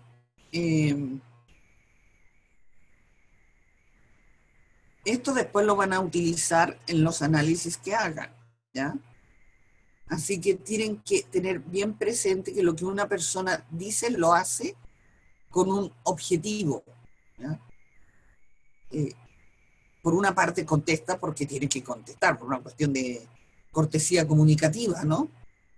No puedo, no puede esta persona, el segundo hablante, hacer caso omiso de la demanda de incremento de sueldo que hace el primer hablante, ¿ya? Tiene que contestar, dice, sí, usted ha incrementado las ventas, ¿ya? Sí, usted, ella reconoce, dice, sí, puede que afecte todo lo que está pasando, ¿ya? Pero yo el departamento lo tiro para arriba. Dice, sí, usted lo tira para arriba, pero la empresa no se trabaja por departamento, sino global, ¿ya? Lo que dice una persona no es independiente de lo que dice la otra. Y es ahí donde tenemos que poner nosotros el énfasis en nuestra escucha, en las consecuencias que tiene lo que uno dice, lo que una persona dice, en lo que la otra persona dice. Olvidarnos más de nuestras teorías, sin escuchar, eso es escuchar, ¿ya? Darse cuenta de lo que cada uno está diciendo. O sea, no podemos estar escuchando a alguien y estar pensando, ay, no, es que este es un narciso, es que este es un machista, este no sé cuánto, ¿ya? Sin darnos cuenta qué es lo que está haciendo y qué efecto tiene en la otra persona. Porque eso es lo que tenemos que poner de manifiesto nosotros, ¿ya? La respuesta. La respuesta exige escuchar, evidentemente, ¿ya? Aunque sea mínimamente, ¿ya? Efectivamente, dice él. Con eso dice, sí, no se le ha reajustado el sueldo y usted ha incrementado las ventas. Lo reconoce. Ella reconoce lo que dice él. Puede ser de forma condicional, ¿eh? No dice afecta, dice puede ser que afecte. Pero yo hago esto. Y el otro lo acepta también. Dice sí, pero, ¿ya? Hay una cierta cortesía en la comunicación en el sentido de se tiene en cuenta lo del otro. Esto también aplica a un discurso político. Bueno, los discursos son más lineales porque no hay capacidad de réplica directa, ¿no?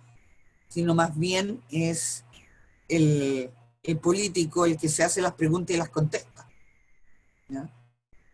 Entonces él se hace las preguntas para las cuales tiene respuesta, no se hace otro tipo de preguntas, ¿no? es un monólogo disfrazado de diálogo. Entonces, decíamos, la respuesta exige escuchar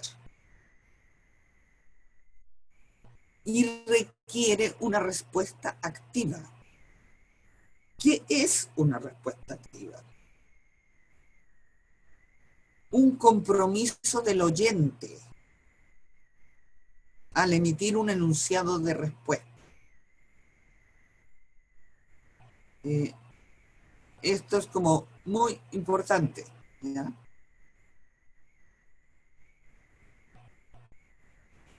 Los mediadores de los cuales hicieron ustedes en el trabajo,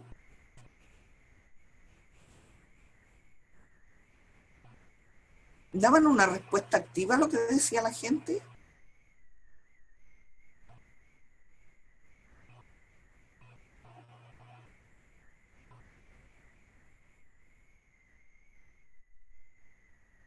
¿Escuchaban lo que decían las personas?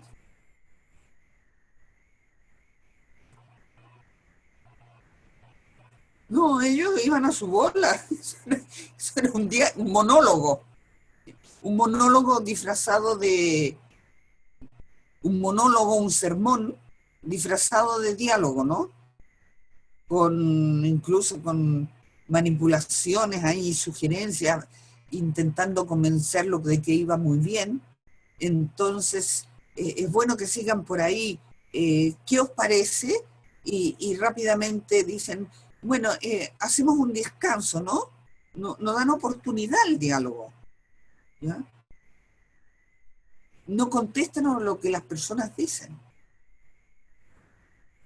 Era muy curiosa esa mediación observarla porque de repente había más conflicto entre el padre de familia con los mediadores que entre la pareja misma.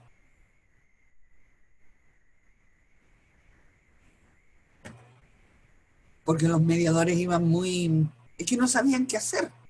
No sabían qué hacer con la relación, no sabían qué hacer con la comunicación tal como ellos la concebían, ¿ya? Entonces el otro insistía en lo que pedía. Y bueno, ustedes lo asumieron, ahora háganlo, ¿ya? Y de repente, pues, con esta historia, no, el pasado, no se puede ir al pasado. Dice, oye, esto es parte de mi vida. Dice, se cabreó mucho él en un momento y dice, perdón, le dice, esto es parte del conflicto y es parte de mi propia vida. O sea, no es cuestión de que ustedes por decreto me vengan aquí a imponer que yo lo ignore, ¿ya?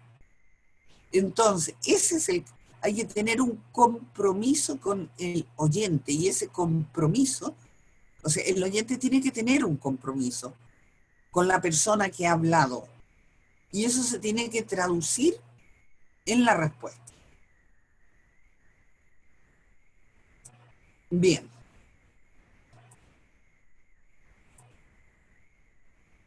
Esto con el tema del enunciado. Vamos a ver ahora los géneros de discurso, porque eso es una cosa también que ustedes me dirán si la ven en la mediación o no.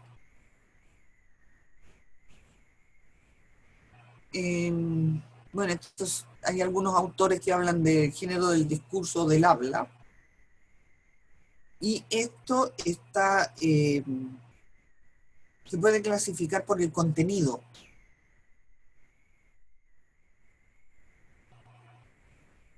Y cada género de discurso crea su propia cosmovisión, ¿no? La forma de ver, de conceptualizar el mundo, y nos encontramos de repente que podemos decir también que los géneros de discurso están ligados a las situaciones discursivas, ¿ya?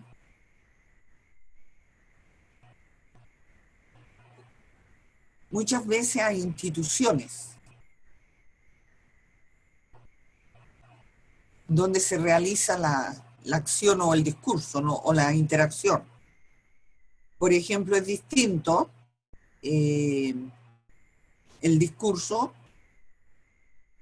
que se utiliza en la iglesia al que se utiliza en la universidad. Tuve como participante del magíster a un pastor evangélico, ¿no?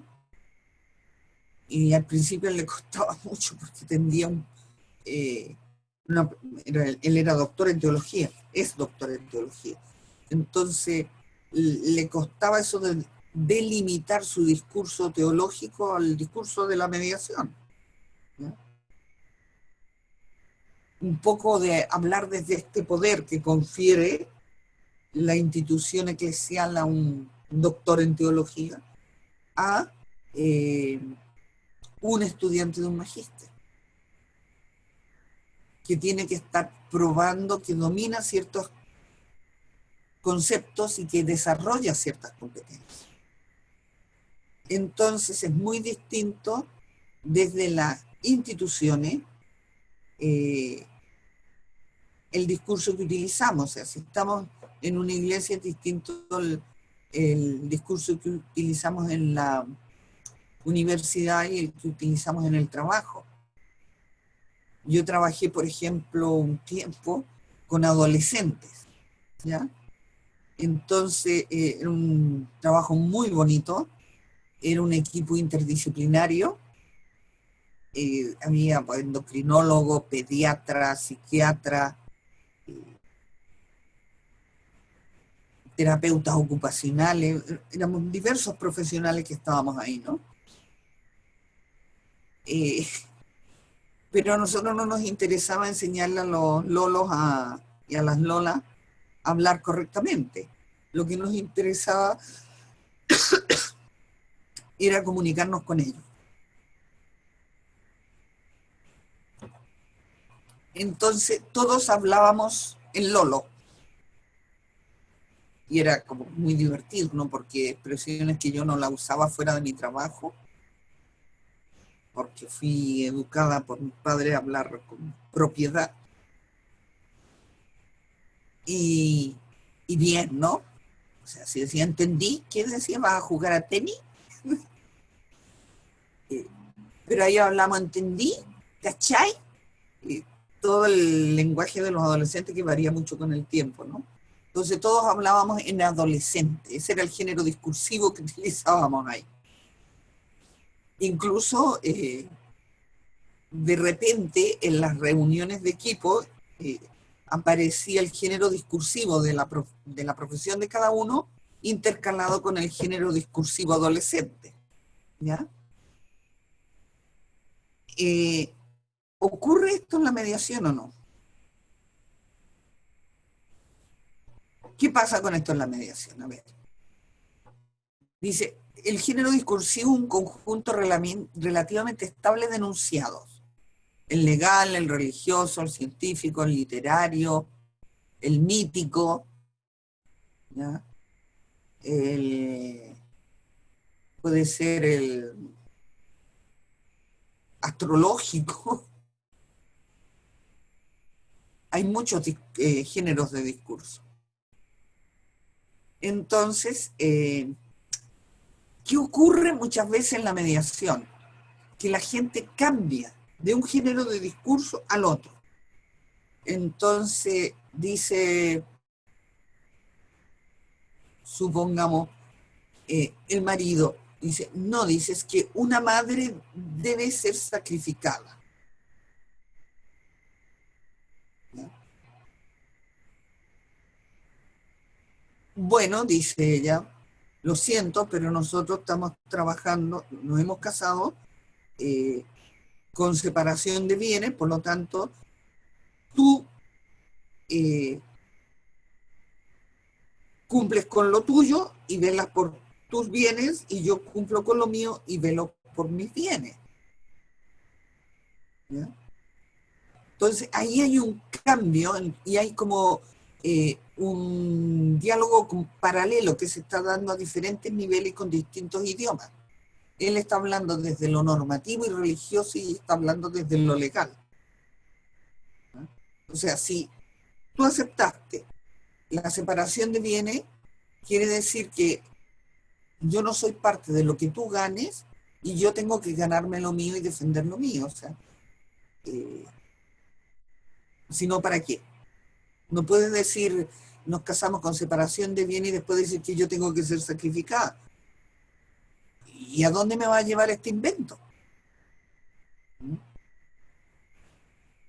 Ese es un problema que yo no sé si ustedes lo ven en la mediación, que de repente las personas se sitúan en distintos niveles o cambian cuando se sienten como acorralados, se cambian de género de discurso y entran a argumentar desde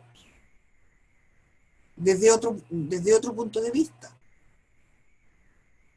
O le dices que tú eres una feminista acabada, por eso quieres independencia. Cuando ella argumenta lo legal, el otro dice que tú eres una feminista acabada, por eso quieres velar por lo tuyo y que yo me esté fregando plato aquí. ¿Ya? ¿Lo ven esto ustedes en mediación o no?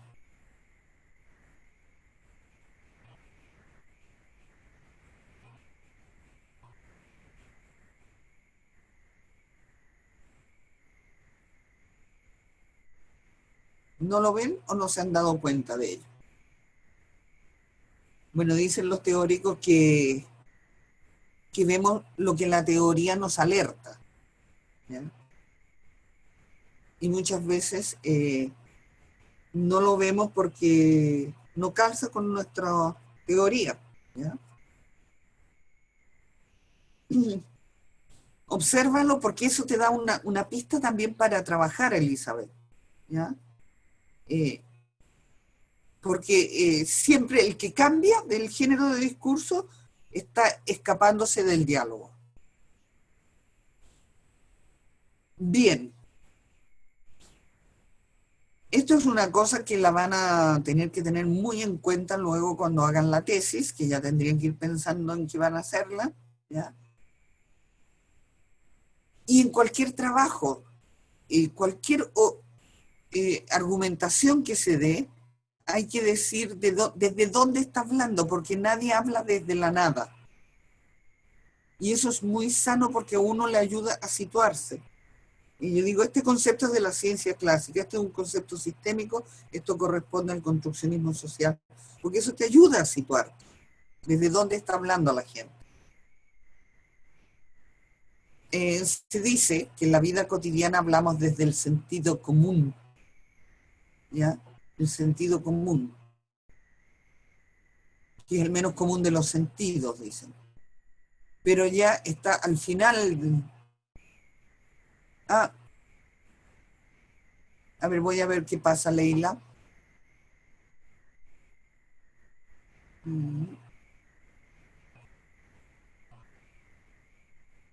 Bueno, aquí no me dice que tengas problemas. Espero que se mejore. Aquí no me señala que tengas problemas de comunicación, de escucha, quiero decir.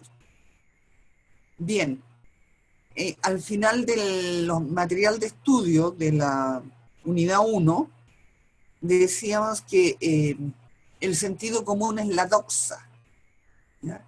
Y la doxa son todos estos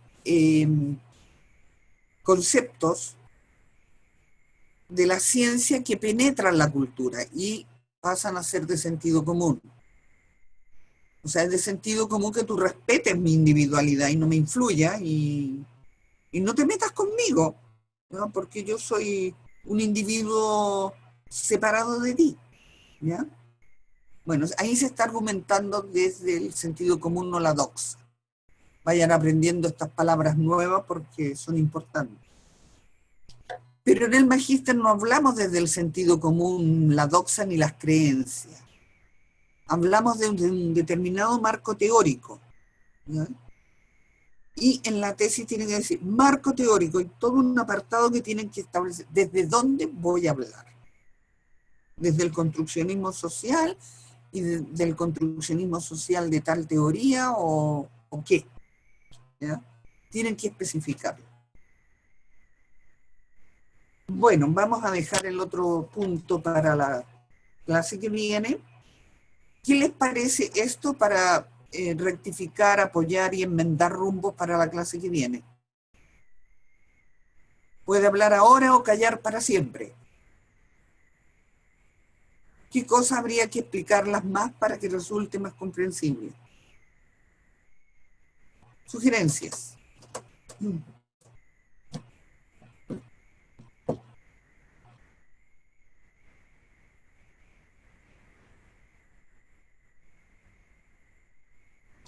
Nadie tiene sugerencias. Lo de los géneros de discurso. Muy bien, Carla. ¿Qué más?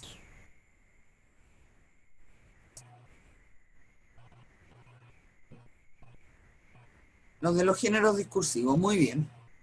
Vale. Lo tendré en cuenta para el sábado. ¿De acuerdo? Bueno, es hora de cenar, un poco tarde, y de descansar. Que tengan buenas noches y hasta el sábado. Que descansen.